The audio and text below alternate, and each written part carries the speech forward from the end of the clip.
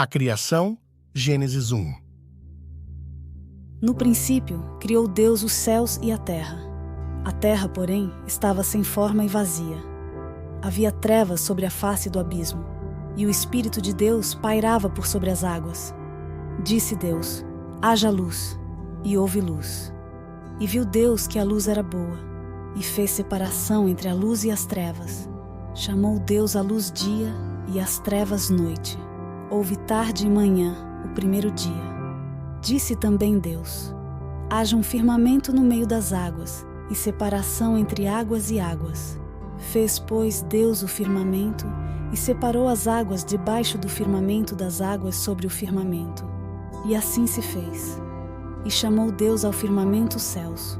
Houve tarde e manhã, o segundo dia. Disse também Deus: ajuntem-se as águas debaixo dos céus num só lugar, e apareça a porção seca. E assim se fez. E chamou Deus a porção seca terra, e ao ajuntamento das águas mares. E viu Deus que isso era bom, e disse: produza a terra relva, ervas que deem semente, e árvores frutíferas que deem fruto segundo a sua espécie, cuja semente esteja nele, sobre a terra. E assim se fez. A terra produziu relva, ervas que davam semente segundo a sua espécie, e árvores que davam fruto, cuja semente estava nele, segundo a sua espécie. E viu Deus que isso era bom. Houve tarde e manhã, o terceiro dia. Disse também Deus: haja luzeiros no firmamento dos céus, para fazerem separação entre o dia e a noite, e sejam eles para sinais e para estações, para dias e anos. E sejam para luzeiros no firmamento dos céus, para alumiar a terra. E assim se fez.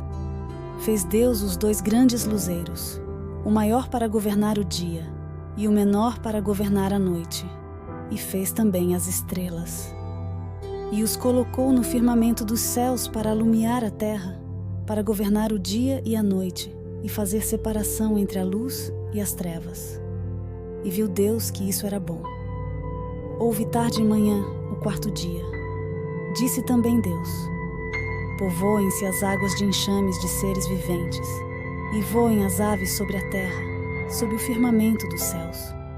Criou, pois, Deus os grandes animais marinhos e todos os seres viventes que rastejam, os quais povoam as águas, segundo as suas espécies, e todas as aves, segundo as suas espécies. E viu Deus que isso era bom. E Deus os abençoou, dizendo: sede fecundos, multiplicai-vos, e enchei as águas dos mares, e na terra se multipliquem as aves. Houve tarde e manhã, o quinto dia.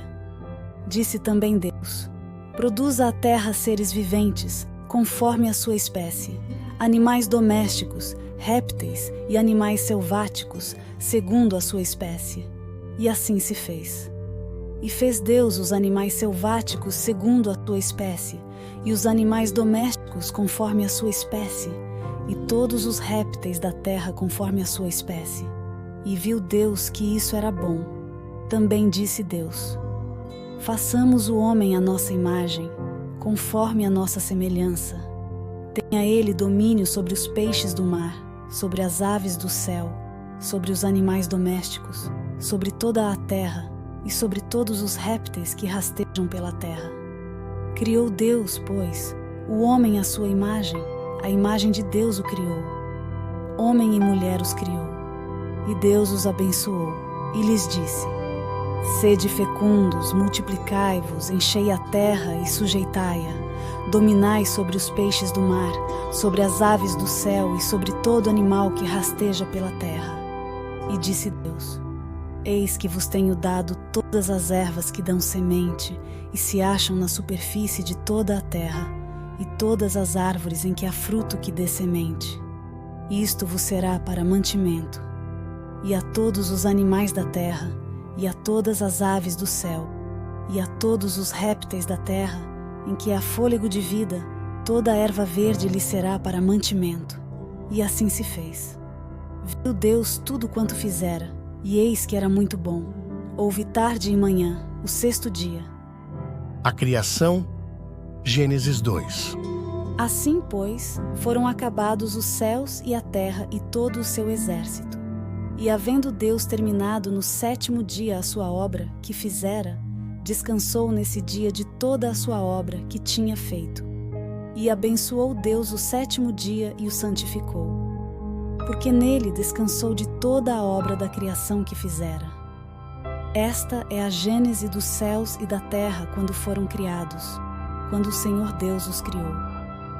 Não havia ainda nenhuma planta do campo na terra, pois ainda nenhuma erva do campo havia brotado, porque o Senhor Deus não fizera chover sobre a terra, e também não havia homem para lavrar o solo. Mas uma neblina subia da terra e regava toda a superfície do solo. Então formou o Senhor Deus ao homem do pó da terra e lhe soprou nas narinas o fôlego de vida. E o homem passou a ser alma vivente. E plantou o Senhor Deus um jardim no Éden, na direção do Oriente, e pôs ali o homem que havia formado. Do solo fez o Senhor Deus brotar toda sorte de árvores agradáveis à vista e boas para alimento, e também a árvore da vida no meio do jardim, e a árvore do conhecimento do bem e do mal. E saía um rio do Éden para regar o jardim, e dali se dividia, repartindo-se em 4 braços. O nome do primeiro é Pison. Este é o que rodeia a terra de Avilá, onde há ouro. O ouro dessa terra é bom.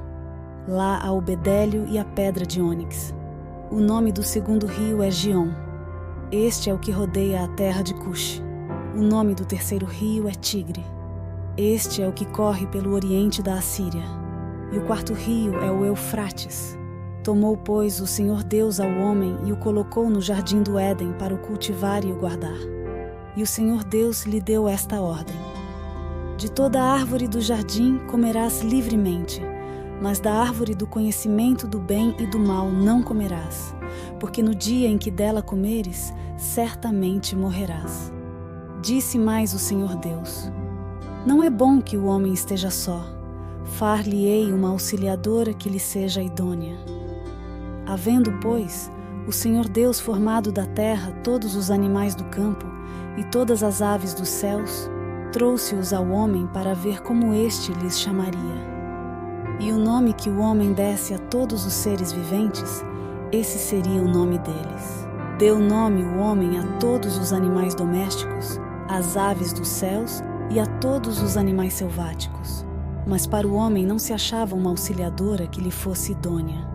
Então o Senhor Deus fez cair pesado sono sobre o homem, e este adormeceu. Tomou uma das suas costelas e fechou o lugar com carne.